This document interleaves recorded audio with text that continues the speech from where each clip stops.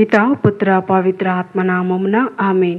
ప్రియ స్నేహితులారా, మీ అందరికీ దేవుని యొక్క ఆశీస్సులను తెలియజేస్తూ ఈనాడు తల్లి శ్రీ సభ మనలందరినీ కూడా దివ్య బలి పూజ పట్టణాల ధ్యానాంశానికి ప్రేమతో ఆహ్వానిస్తూ ఉంది.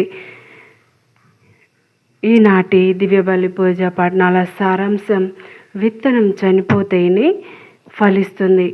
పునీత పౌలు కొరింథీయులకు రాసిన 2వ లేఖ 9వ అధ్యాయం 6వ వచనం నుండి 10వ వచనం వరకు, యోహాను సువార్త 12వ అధ్యాయం 24వ వచనం నుండి 26వ వచనం వరకు. దేవుని చేతిలో మనం ఒక విత్తనం.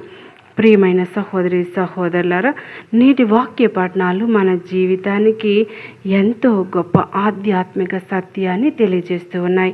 యేసు ప్రభు గోధుమ గింజ నేలలో పడి చనిపోకపోతే అది ఒంటరిగానే ఉంటుంది, చనిపోతే ఎంతో ఫలిస్తుంది అని చెప్తూ ఉన్నారు. ఒక చిన్న విత్తనంలో ఒక పెద్ద చెట్టు దాగి ఉన్నట్లే మనలో కూడా దేవుడు గొప్ప ఫలాన్ని దాచాడు. కానీ విత్తనం చేతిలోనే ఉంటే అది ఫలించదు. అది నేలలో పడాలి, తనను తాను కోల్పోవాలి, చీకటిని అనుభవించాలి. అలాగే మనం కూడా మనలను దేవుని చేతుల్లో పూర్తిగా సమర్పించినప్పుడు మాత్రమే మన జీవితం అనేక మందికి ఆశీర్వాదంగా మారుతుంది. మనలోని నేను చనిపోవాలి.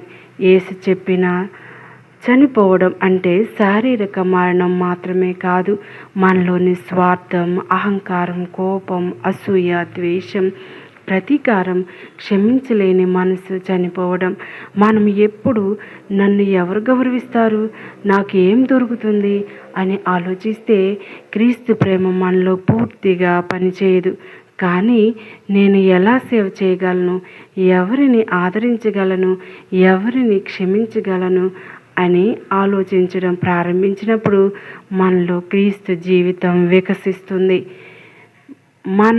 నేను తగినప్పుడు క్రీస్తు మనలో పెరుగుతారు. సిలువలో దాగిన ఫలప్రదమైన త్యాగం. యేసుక్రీస్తు సిలువను తప్పించుకోలేదు. ఆయన బాధను, అవమానాన్ని, తిరస్కారాన్ని, మరణాన్ని స్వీకరించారు. మానవ దృష్టిలో సిలువ ఓటమిలా కనిపించింది, కానీ దేవుని దృష్టిలో అదే రక్షణకు మార్గమైంది. క్రీస్తు మరణం ద్వారా మనకు జీవితం వచ్చింది. అందుకే మన జీవితంలో వచ్చే ప్రతి త్యాగాన్ని వ్యర్థంగా చూడకూడదు. కుటుంబం కోసం చేసే త్యాగం, పిల్లల కోసం చేసే త్యాగం, ఇతరులను క్షమించడానికి చేసే త్యాగం, ప్రార్థన కోసం కేటాయించే సమయం, ఇవన్నీ దేవుని చేతుల్లో గొప్ప ఫలాన్ని ఇచ్చే విత్తనాలుగా మారవచ్చు. మనం ఏమి విత్తుతూ ఉన్నాం? పునీత పౌలు చెప్తూ ఉన్నారు, కొద్దిగా విత్తువాడు కొద్దినే కోయును, సమృద్ధిగా విత్తువాడు సమృద్ధిగా కోయును. ఈ మాట మన ప్రతి ఒక్కరిని పరిశీలింపమంటుంది. మన కుటుంబంలో మనం ప్రేమను విత్తుతూ ఉన్నామా, లేక కోపాన్ని? మన పిల్లల హృదయాల్లో విశ్వాసాన్ని విత్తుతూ ఉన్నామా, లేక భయాన్ని? మన సమాజంలో శాంతిని విత్తుతూ ఉన్నామా, లేక విభేదాలను? మనం ఏది విత్తుదామో ఏదో ఒకరోజు దాని ఫలాన్ని కోయాల్సిందే. కాబట్టి ఈరోజు నుంచే ప్రేమను, దయను, క్షమను, విశ్వాసాన్ని, శాంతిని విత్తుదాం. దేవుడు ఇచ్చినది ఇతరులతో పంచుకోవాలి. కొరింథీయులకు రాయబడిన 2వ లేఖలో పౌలు మనకు గుర్తు చేస్తూ ఉన్నాడు, విత్తనాన్ని ఇచ్చేది దేవుడే, ఆహారాన్ని ఇచ్చేది కూడా దేవుడే. మన దగ్గర ఉన్న ప్రతి మంచి వరం దేవుని నుంచే వచ్చింది.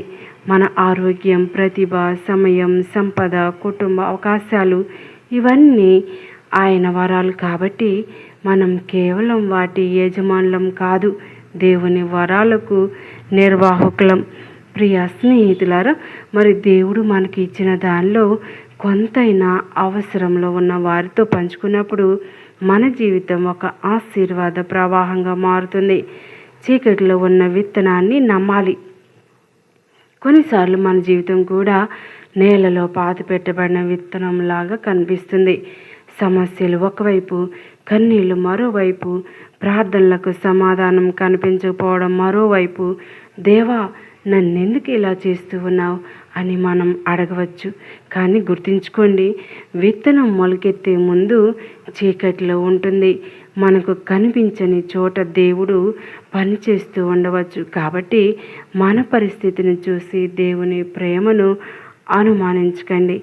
ఈరోజు సమాధానం కనిపించకపోయినా దేవుడు రేపటి పంటను సిద్ధం చేస్తూ ఉండవచ్చు. సేవించే జీవితం మాత్రమే ఫలించే జీవితం అని ప్రభు అంటూ ఉన్నారు. యేసు ఇంకా అంటూ ఉన్నారు, ఎవరైనా నాకు సేవ చేయాలనుకుంటే నన్ను అనుసరించాలి. క్రీస్తును అనుసరించడం అంటే ఆదివారం మాత్రమే ఆయనను గుర్తు చేసుకోవడం కాదు, ప్రతిరోజు ఆయన ప్రేమను జీవించడం, ఆకలితో ఉన్న వారికి ఆహారం ఇవ్వడం, ఒంటరిగా ఉన్న వారిని పలకరించడం, బాధల్లో ఉన్న వారిని ఓదార్చడం, తప్పు చేసిన వారిని క్షమించడం, నిరాశలో ఉన్న వారికి ఆశనివ్వడం, ఇవన్నీ క్రీస్తును అనుసరించే మార్గాలే. మన జీవితం ఇతరులకు ఎంత ఎక్కువగా ఇస్తుందో అంత ఎక్కువగా అది దేవుని దృష్టిలో ఫలవంతమవుతుంది.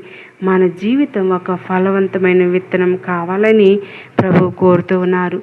ప్రియమైన స్నేహితులారా, ఈరోజు మనం ఒక నిర్ణయం తీసుకుందాం. మన జీవితాన్ని మన కోసం మాత్రమే దాచుకోకూడదు. ఒక విత్తనం నేలలో పడినప్పుడు అది తన రూపాన్ని కోల్పోయి అనేక రెట్లు ఫలిస్తుంది. అలాగే మనకు కూడా ప్రేమ కోసం, సేవ కోసం, దేవుని రాజ్యం కోసం మన స్వార్థాన్ని విడిచిపెట్టినప్పుడు మన జీవితం అనేక మందికి ఆశీర్వాదం అవుతుంది. మన కన్నీళ్ళు ఒకరోజు ఆనందపు పంటగా మారాలి. మన త్యాగాలు ఆశీర్వాదాలుగా మారాలి. మన ప్రార్థనలు ఇతరుల జీవితాల్లో ఫలించాలి.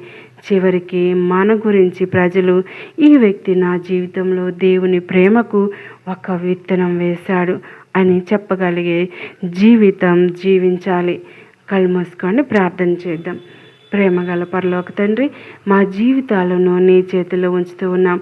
గోధుమ గింజ నేలలో పడి చనిపోయిన తరువాత ఎంతో ఫలించినట్లే మా జీవితాల్లోని స్వార్థం, అహంకారం, కోపం, అసూయ, ద్వేషం, క్షమించలేని హృదయం చనిపోయేలా చేసి నీ ప్రేమను మాలో జీవించేలా చేయమని ఈ ప్రార్థన మా నాథుడైన యేసుక్రీస్తు ద్వారా అడిగి వేడుకుంటున్నాం తండ్రి. ఆమేన్. పిత, పుత్ర, పవిత్ర ఆత్మనామమున ఆమేన్.